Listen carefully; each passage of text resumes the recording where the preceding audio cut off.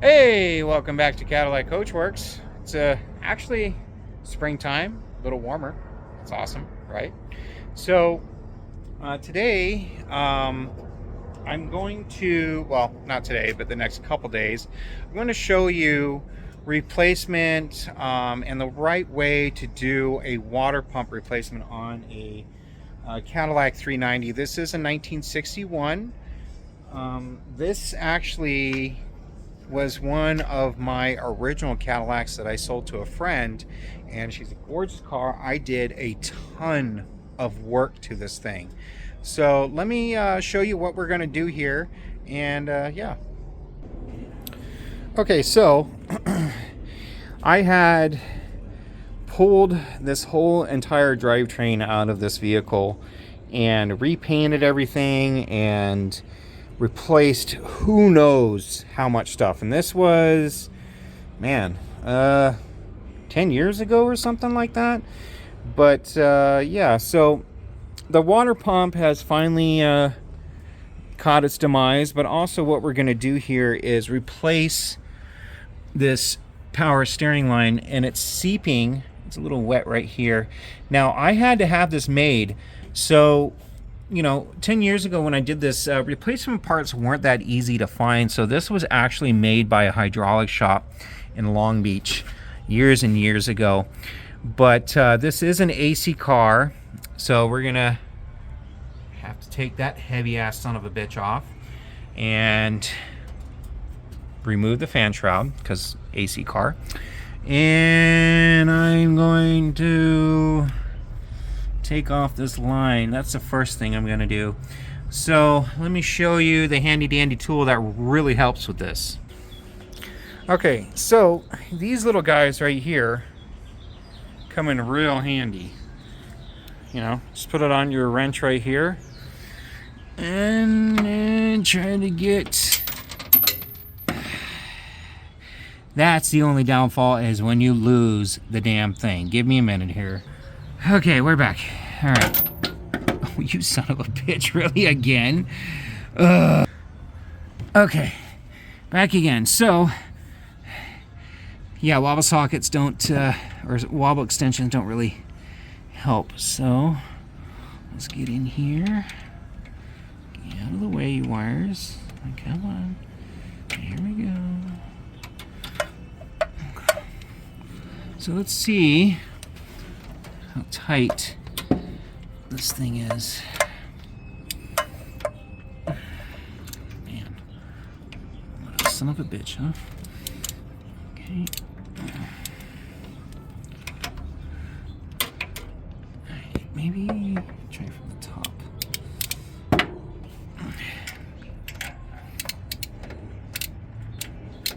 Okay. There we go. Okay. So it's on tighten right now, and it's tight, so it's definitely not seeping from the connection. So let's give her a ooga dooga loose. If I can do this one-handed. I can't, so give me a second here. Whew, man, that was kind of a pain in the ass. But see how it's... Let me zoom in here. See how it's loose? All right, so I don't need to show you how to take that one off, but yeah, these little wrench socket things sure do a trick. So I'll get back to you guys here in a little bit once I get it off. All right, well, it's off, and make sure you have your drain pan in the right spot, because then, you know, you can end up with that. So yeah, that's something I'm definitely gonna have to clean up. Let's do a little visual inspection here. Carburetor looks really good still. I think he had it rebuilt maybe a year ago or something like that. We're getting a little bit of seepage on top of these valve covers, so I'm going to tighten those down. What else here? I know the Petronics is fine. He did replace the coil at one point. So I'm going to drain the radiator.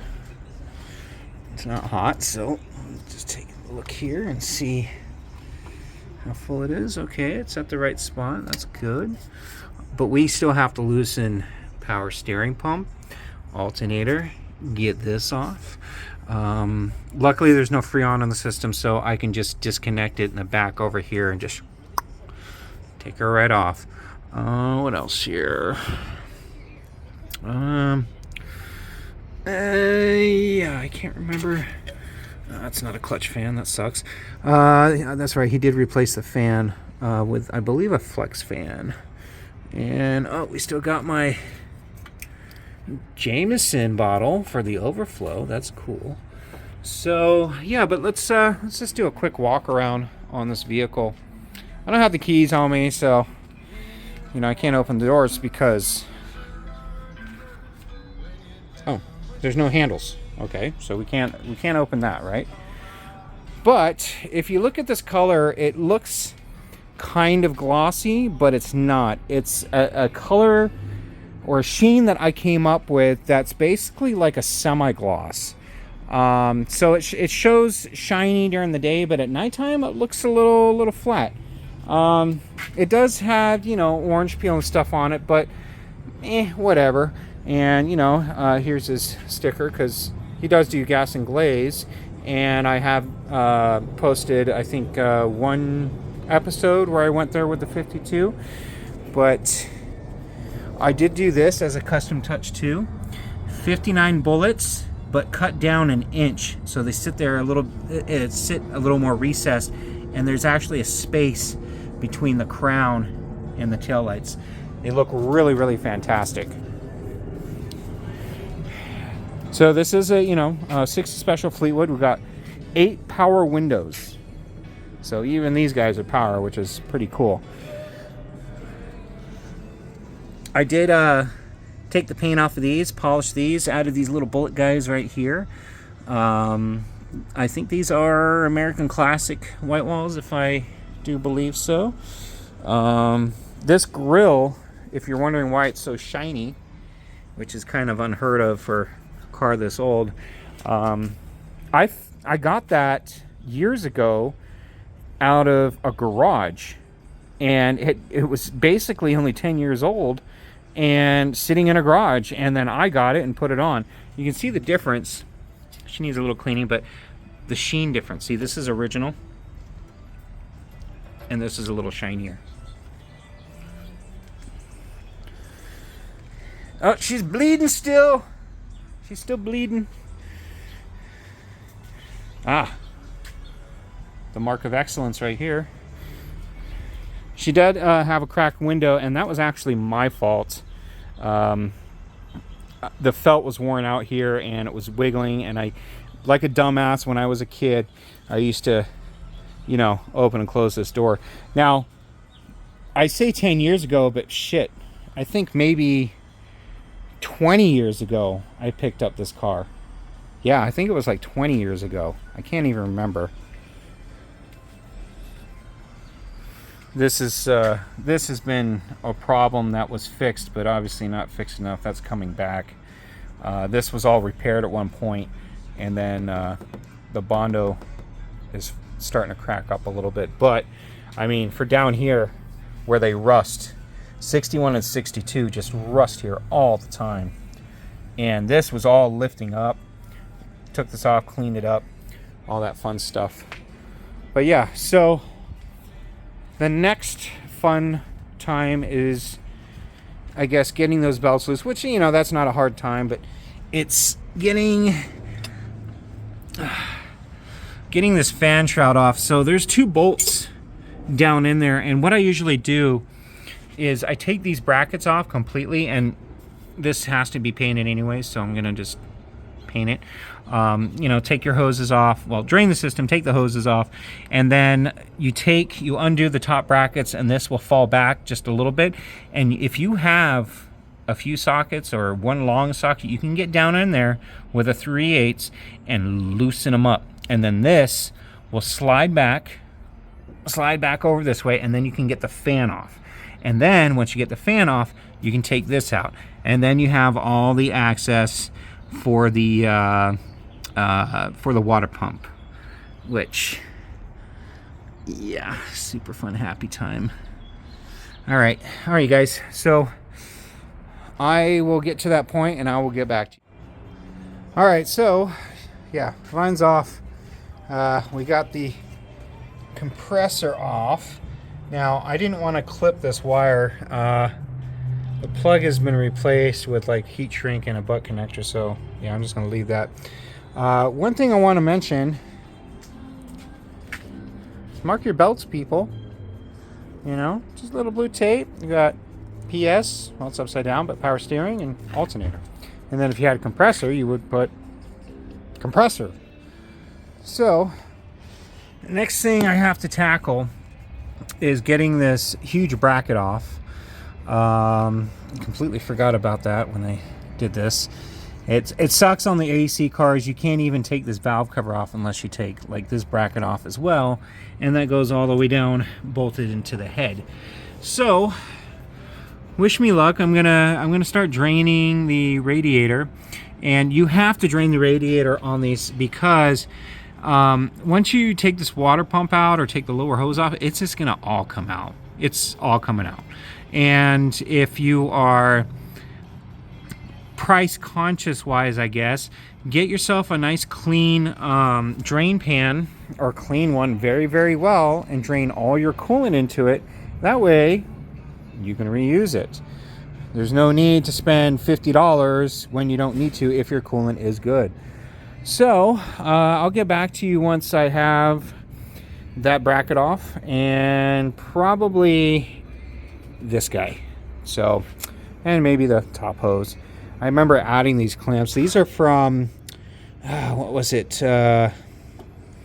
Fastco in Garden Grove. These were special race clamps that I put on here because I was doing you know, a little I don't know, modern kind of take to it. This is not my usual forte, because obviously you would know this whole engine block would be blue and the intake would be silver, but this is like a gunmetal color. I went through and painted everything on this, but you can still see that I did my silver right here on the manifolds, and they're not, you know what, after years and years, they're still holding up pretty well. So that stuff works really good. All right, you guys, I'll get back to you. All right, you guys, so here we are. Now, I kind of just went gung-ho early this morning, or last night, and just kind of got a whole bunch of shit done. Obviously, the compressor's out, and I talked to you about that, pulling that out. I power washed the engine because there was a whole bunch of, you know, grime and stuff under or behind the water pump. New water pump is on, but it's not cinched down yet. I put the gaskets on, RTV both sides. Just got bolts hand tight, just so the RTV sets up and is ready to be torqued down in, I don't know, 3 hours or so. But yeah, you know, you just make sure that when you put your other water pump in from, especially for Cadillac, there's 3 holes. I'll show you. So here's the old one. I still got to get the thermostat housing off, but so there's a hole right here, which you have to make sure is plugged. Then there's 2 nipples, one there and one there, and I reused one of them. But that's for the heater. I'm not sure what the side one is for. I think that was for something to do commercial chassis, maybe the rear heater for a limo or whatever. But anyways, we got the new power steering line back. It's a simple line. It's 5,000 psi. Yeah. So just got to put the new connectors off the or the old connectors off the old one and put that back on. No big deal. But I'll get back to you when we've reversed everything, put everything on there, do a tune, make sure she's running at perfect temperature, and go for a little test drive and yada yada yada. Just kind of the thing I do. But unfortunately, tomorrow's supposed to rain, so That might have to wait till Sunday. But anyways, you guys, have a fantastic weekend if I don't talk to you before then. Alright, well here she is all assembled and running. I started the initial tune. She's at 14 degrees. She's purring like a kitten. I did adjust the mixture screws down just about a turn and a half each. And I did do the idle screw. I turned down that mixture just about a half a turn because it was getting a little too much fuel idling. But she's running really good. No leaks. Not overheating. Great throttle response. She comes up. Give her another one. And back down again. See what she's running at. Now, I did get a 160 degree thermostat, so let's see here. It is at 170 maybe? Yeah, about 165 maybe. So pretty damn good for idling. She's been idling for a little bit. But let's take her out for a spin.